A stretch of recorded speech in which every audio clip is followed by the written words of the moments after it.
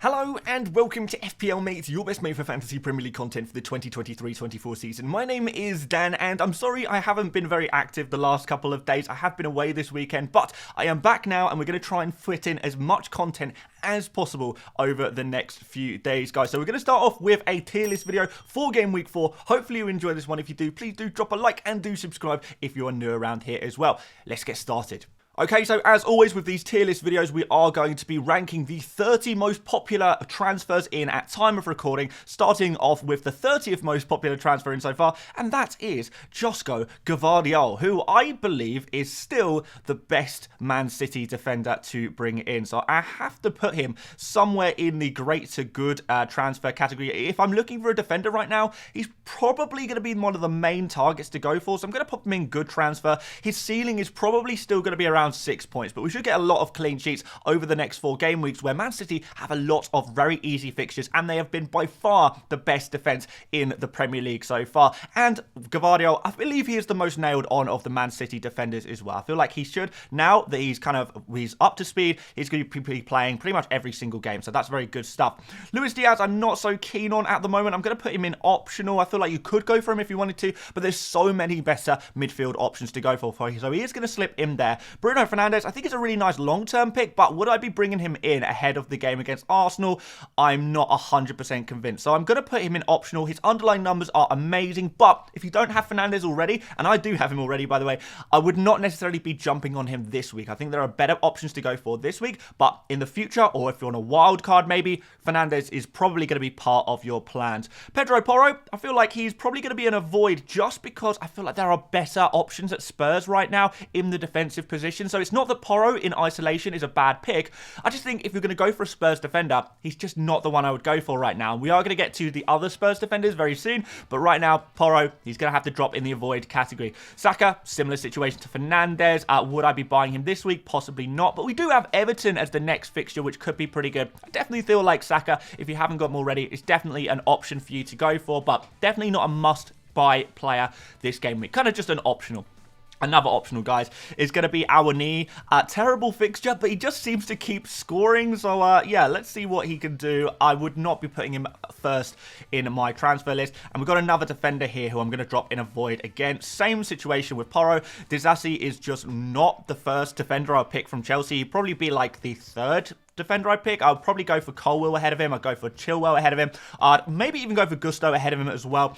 Some of those defenders we are going to speak about in this video as well. But Disasi, right now, because there are so many better options at Chelsea, I'm not really willing to spend 5.1 million on Disasi. I don't think he offers any more than those other guys who are actually cheaper than him. Saliba, I don't know. I actually feel like he's a player who I'd be looking to possibly sell. We've got Manchester United next. I'm not massively keen on Saliba moving forward. Like I say, we do have that Everton fixture next in Game Week 5, but for this Manchester United fixture, would I be going for Saliba right now? Probably not. So I'm going to put him in a void. He is actually a player I have in my team who I'm considering moving on. He's one of those players who I would kind of consider. I don't feel like I have to sell him necessarily, but he's definitely one of those players where I would kind of maybe think about selling potentially. Darwin Nunez.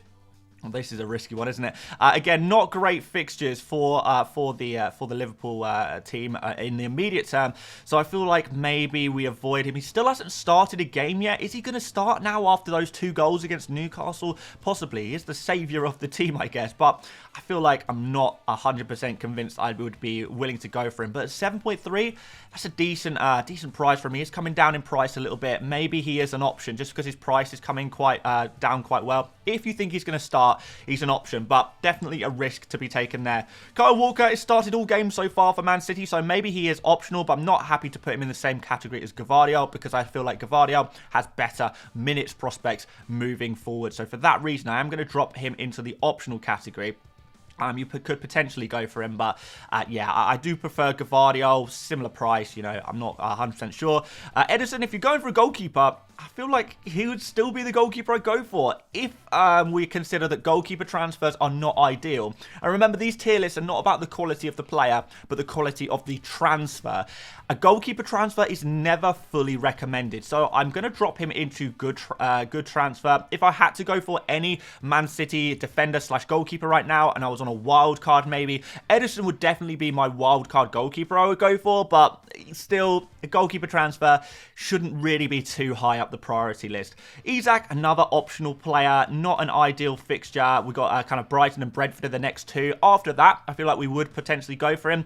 Also, Isak, he's still struggling to get more than sort of 60 or 70 minutes. He just doesn't get as much game time with Wilson kind of waiting in the ranks there. We could even see Wilson start the occasional games here for Newcastle, especially as Champions League looms closer and closer, doesn't it, for the Newcastle team. So I'm going to put him in optional. You could go for him potentially, but I don't think he is any higher than that. Rodrigo still going to go in the avoid category. I just don't think his returns are sustainable. I know he's got a decent amount of points so far, and I'm sure a lot of people have just been looking at his points and thinking, wow, this guy's doing well. He is taking the occasional long shots, but what we've seen from his numbers, that he's massively overperforming. He doesn't have a history of overperforming, so you would expect his numbers to start to regress to mean. In Game Week 2, for example, he had 0 shots, he had 0 key passes, and I feel like that's going to be the case more often than not. So Rodrigo, yes, he has got points so far. If you already had Rodrigo, amazing. Would I be looking to bring him in now?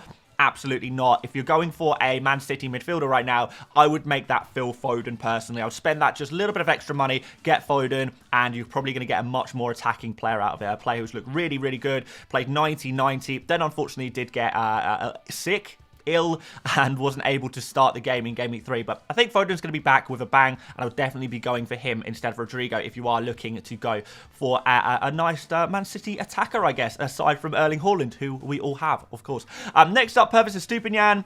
I guess he's optional. It's not like the perfect time to jump on him with that Newcastle fixture, but you could still technically go for him, I guess. But would I be super keen this week if I didn't have him already? Probably not. He's good as a long-term hold, though. So, yeah, for that reason, I'm going to put him in a similar kind of situation with Fernandes. Good long-term player to have, but this is probably just not the right game week to jump on him necessarily. Vicario, far more impressive than I thought he would be, to be fair. In fact, in terms of goalkeepers, yeah, he's probably higher than I expected. I did think that Spurs would struggle a little bit more defensively than they have. Vicario's been a very good goalkeeper. He's making a lot of good saves. I've actually been really impressed with him. So, in general, yeah, he's not going to be as high as Edison in terms of the goalkeeper kind of tier list. I would probably have like Edison and Sanchez up high, and then after that, we can start talking about players like Vicario after that. So, I guess optional as well, although I am aware that I'm filling up the optional category a little bit here, but we'll drop him in here for now, kind of mid-tier optional kind of player, and we'll move on to the next pick, which is going to be Jackson. I think he is a fine transfer. The one concern is I don't think he's actually played that well. He's definitely getting chances to score, and there will be more chances for Chelsea to get goals over the next few game weeks. They've got some very good fixtures, of course, but am I 100% convinced by Jackson yet? I'm not. Unfortunately, I am not. I think he's going to need a little bit more time to get up to speed with the Premier League. And yeah, maybe we can see him get some more returns.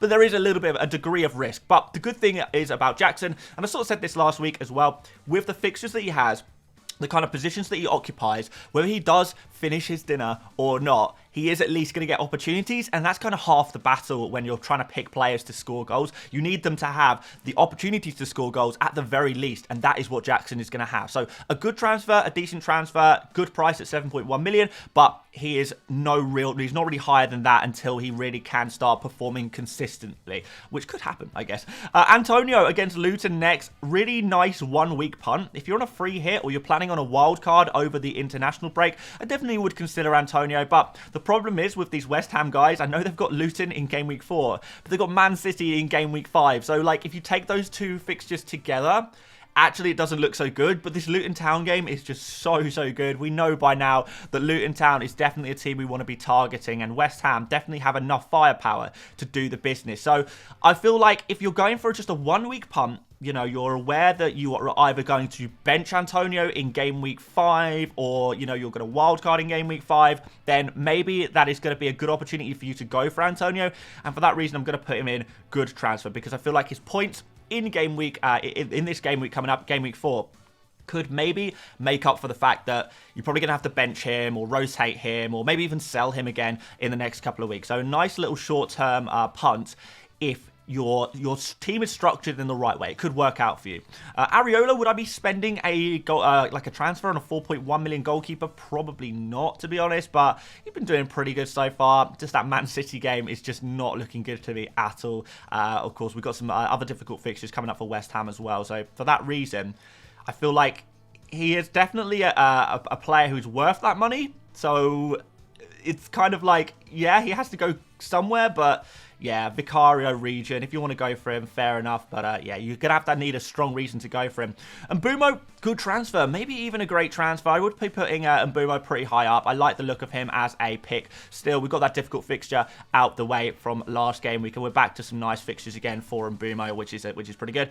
No lucky penalty in game week 3, but hey, game week 4, we are back in it. We're back ready to spin the wheel and see if we can get another penalty. Brentford love penalties, and Mbumo's been doing pretty well, even outside of penalties as well. So I do think he's still a very good pick to go for. I'm going to put his teammate Wissa right next to him as well. The only problem with Mbumo is that, you know, there's so many good midfielders to go for at the moment. It's difficult to really find a place for Mbumo if you don't already have him. But maybe you can find a place for him and maybe save some money in the process by picking him. Wissa, I feel like, is a little bit easier to go for. Even though I don't think he's quite as good as Mbumo, I feel like he's maybe an easier transfer to make when we're kind of looking at what kind of forwards we have in the game at the moment. Well, yeah, we've got Watkins, we've got Jackson, we've got Jesus potentially coming back into the fold. Difficult to really be confident in any of them, but Wissa, for his price, you're not going to do better. You cannot do better for him. So particularly if you're looking to free up some budget, maybe downgrade one of your forwards down to Wissa, or you don't really have much budget to spend on a forward. You know, maybe you've got João Pedro in your team and you kind of want to sell him. You don't really have too much money in the bank. Wissa is going to be a really, really nice solution to that. Bowen, if I'm going for a 1 week punt, it's probably going to be Bowen. Jared Bowen against Luton looks really, really nice. But yeah, again, similar situation with Antonio. You just, you know after that Bowen is either going to have to be a sell against City or a bench against Man City. Maybe if you've got some options on your bench, then Bowen is going to be a really good option. Maybe if you're wildcarding, going to be a good option. So yeah, I like Bowen as a punt, and I do feel like there is potential for him to be, you know, in this just one game against Luton, he really could make up for the fact that you're probably going to have to transfer him back out later, or, you know, spend some more money on your bench to kind of cover him for game week 5 as well. So there's different ways of looking at it. I think it's pretty decent. Anderson, really impressed with Crystal Palace defensively so far this season, continuing their good form from the previous season. Have always said that if you're going to go for a Crystal Palace defender, it's either Johnston in goal, who is potentially going to be the second goalkeeper for Crystal Palace before long. That might be an issue that I have to deal with personally, but outside of that, Anderson in the defenders is definitely the best player to go for Crystal Palace. Now, don't expect him to score a goal every game week, but if you're looking for a cheap defender from a solid defense, then you're definitely going to get that from Anderson. And I do like the idea of, for a 4.6 kind of defender, he can definitely be benched certain game weeks. You can pick up those nice clean sheet points in the easier fixtures and maybe kind of bench him for those slightly tougher fixtures. So definitely a good place for Anderson in the team. Ward-Prowse, I don't think I'm quite as convinced by him as Bowen necessarily. I know he's been scoring the points and, you know, he's a set-piece mastermind, but I feel like open play is where I would be looking to get those points against Luton more than anything, rather than kind of trying to get a little bit luckier with those set pieces. So I would prefer Bowen to Ward-Prowse, but Ward-Prowse, because of the kind of player he is, he will score, he will assist against pretty much anyone, and he's a good long-term hold at 6 million and a decent price where you could potentially rotate him. But again, the problem is we have limited midfield slots. Is Ward-Prowse worth it? Maybe, not sure. It's an option. This fixture against Luton is just kind of too good. You know, it really does look so amazing that there's nothing wrong with going for those West Ham players this game week. Next up, Matty Cash. I actually think I'm going to drop into the avoid category, which sounds crazy considering how many points he scored last game week, but this game week, a game week against Liverpool, whatever you think about Liverpool right now, they score goals, and I expect them to score goals against Aston Villa. Yes, you can say that Cash could get an amazing score, you know, any game week. You know, if he scores a goal, if he gets an assist, he gets forward and does the business, yeah, it could really, really work out super, super well. But on the other hand, when you've got a fixture against Liverpool, you expect they'll probably score a goal or two against you. We could easily be looking at a 1-pointer from Matty Cash in game week 4. I would not be surprised to see him get 1 point. He'd just not be he wouldn't be the player I'd go for this week, unless you're bringing him in kind of for, you know, to maybe bench him this week and you want to play him in a future game week, or you're just trying to downgrade one of your kind of defenders you have already and you want to free up some cash and get cash in the process, then yeah, there are kind of ways where I would say, okay, fair enough, go for cash. But in general, do I think he's a good pick for Game Week 4? The answer is no. I don't think he is, so I'm going to drop him in the avoid category. Chilwell, still think he's a really important player to have in your team. Clean sheet last game week. Probably expected a little bit more from him against Luton, but we didn't get it. But I still feel like he is one of the more essential players to get. He is up to 5.8 million now, so you do potentially need to move sooner rather than later. But is he a must-buy? Yeah, I still really struggle to see a situation where I wouldn't have Chilwell in my team right now. Really, really difficult. So, yeah, I'm going to put him must-buy. I feel like he's still a priority transfer. Now, next up, we've got 3 Spurs players in a row. So, this is the start of the Spurs section of the tier list video, I guess. First of all, Romero. I'm going to say exactly what I said about him at the last game week, and I'm going to put him straight in the avoid category for the very simple reason is that there is a far better option at the exact same price. Now, I know some of you guys would have gone for Romero over Udogie last game week.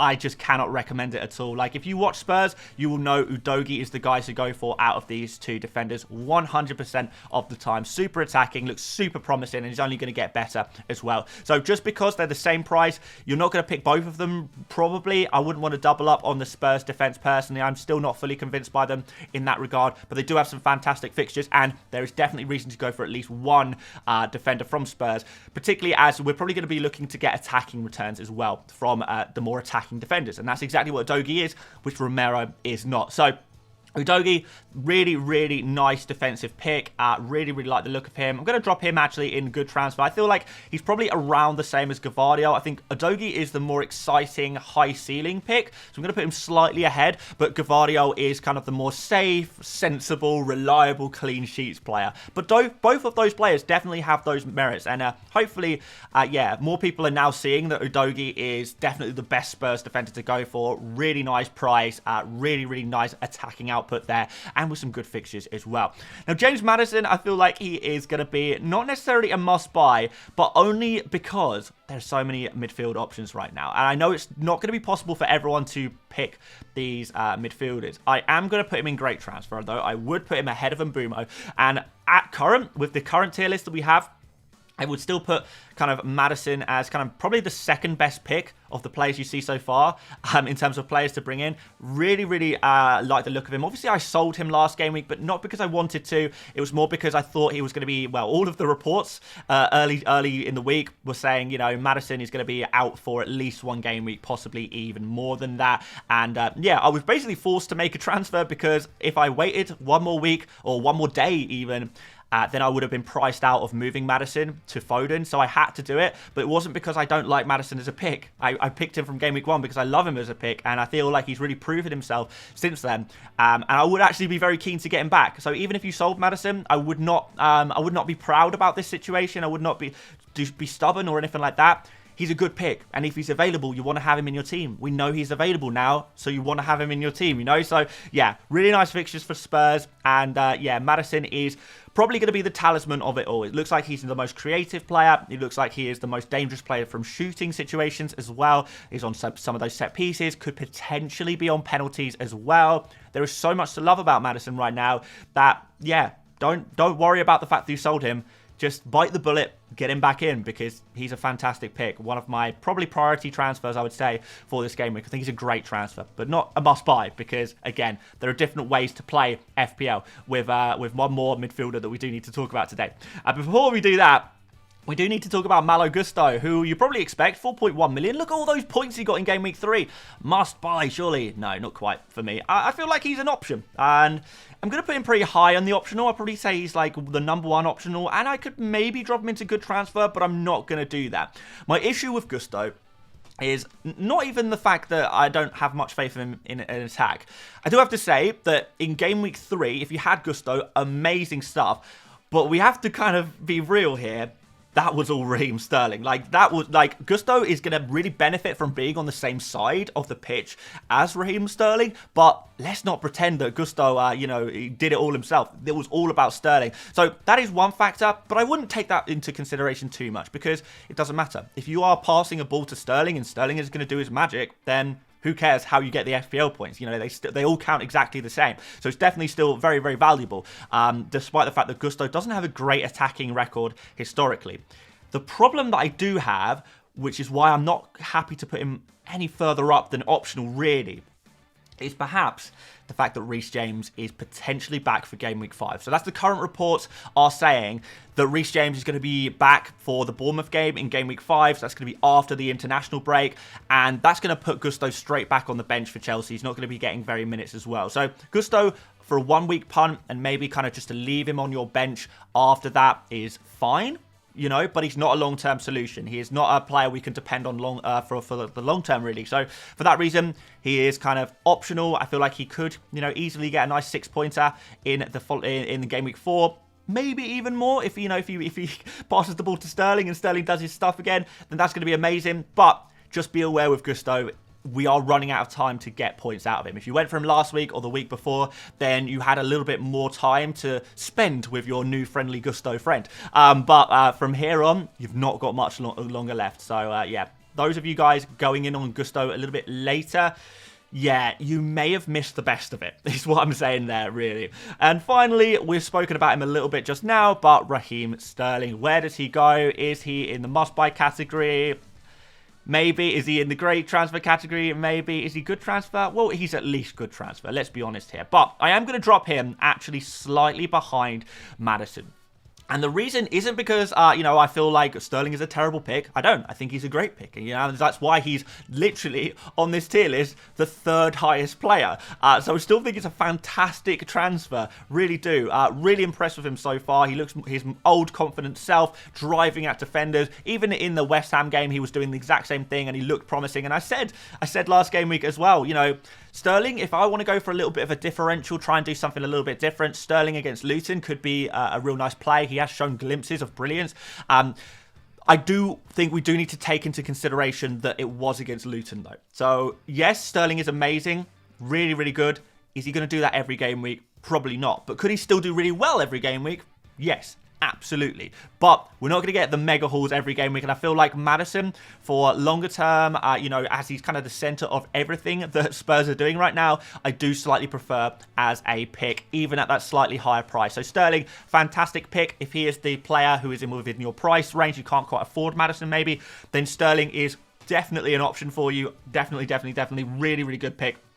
But yeah, I just slightly prefer Maddison right now. I feel like I'm going to go back on Maddison for Game Week 4. I feel like that's the place I want to go with my transfers.